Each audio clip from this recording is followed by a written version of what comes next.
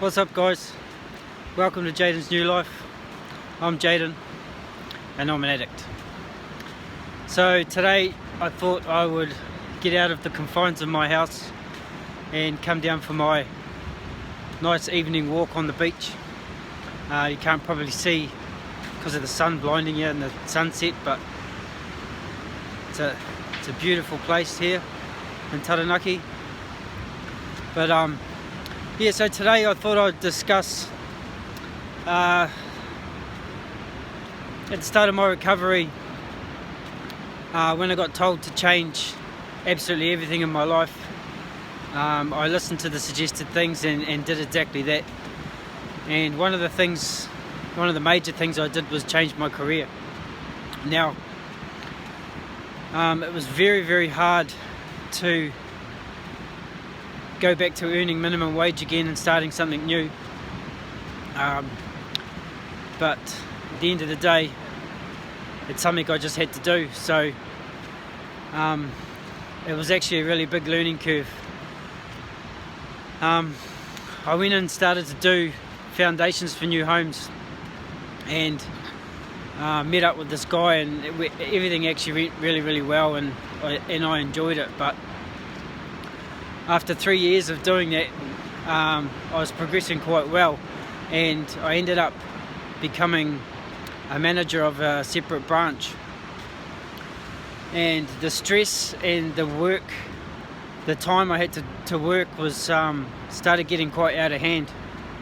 And me and my partner found it really hard to find staff. So we found ourselves doing 12 to 14 hour days and absolutely having no work-life balance whatsoever. It started to play its toll on me big time, and all the time I'd sort of gained back, because my first year of recovery, it was suggested I didn't work, so I didn't. And I'm very grateful here in New Zealand. I was able to go on a benefit and get paid a very minimal amount, enough to survive for the first year. But without that, without that support, I don't really know what I would have done. So I'm very, very grateful for that. But yeah, what I was getting at is it came to a point in my new career that I was actually feeling like I needed to escape reality once again, and that was a very dangerous situation for me, and I had to look at my motives of why, what I was doing and what was it for. And to be honest, my motives for doing what I was doing was because I wanted to show everybody how successful I could become in recovery. It was nothing to actually do with me and myself. It was nothing to do with how I felt. It was all about how I wanted everyone else to see me. And when it came dangerously close to me thinking about wanting to escape reality again, I soon decided that this wasn't good enough, and I put my foot down and I actually quit that job.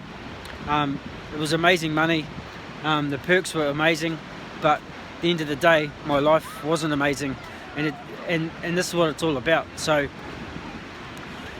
yeah, what I ended up doing was quitting, and when I moved away from that place and had to find work again, I actually went back to doing what I was doing previously, while I was in my addiction. And yes, it was a bit of a scary fact to begin with, but at the end of the day I knew I could separate myself from the boys, and it was supposed to just be a temporary thing, but I'm actually still doing it right now. But I'm in a supervision role, so I don't and I'm strong enough in my recovery now to not associate with the people that I would have associated with in the past. And if anything, it's quite ironic really, because all the boys support me. They know who I was before, and they know the man that I've become today. So as scary as it was to go back to the same industry that I was in, and to the same workplaces, which a majority of it's on a methanol plant here in Taranaki, and I just freely share my story. You know, even with the big bosses of the company that we go to work for, like, they never had a clue about my past. I might not mention the drugs, but I might highlight the alcohol scene and that, just so it doesn't seem so bad to them. But that's what I've done, and I'm able to live with it today. I'm fortunate enough that I am actually looking at doing something else, and it's been a work in progress for the last 7, nearly 8 months, and hopefully in the future months, this will be able to allow me to quit my job and be financially independent. But you know, that's another story for another time. But what I'm trying to say is, you know, I would never have had this drive or this energy to want to be able to create something of my own and know what was right for me.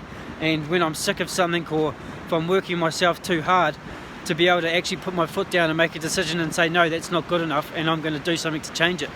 You know, without my recovery behind me, I wouldn't have the confidence to even do any of that. So yeah, that's sort of what I wanted to share with you guys today. Hope you are all doing really, really great. I'm going to continue on and enjoy my evening walk here, and if you haven't already, subscribe to my channel down below, and I come out with a video every week, and I'm really looking forward to seeing you all again next week. So I'll see you then. Bye for now.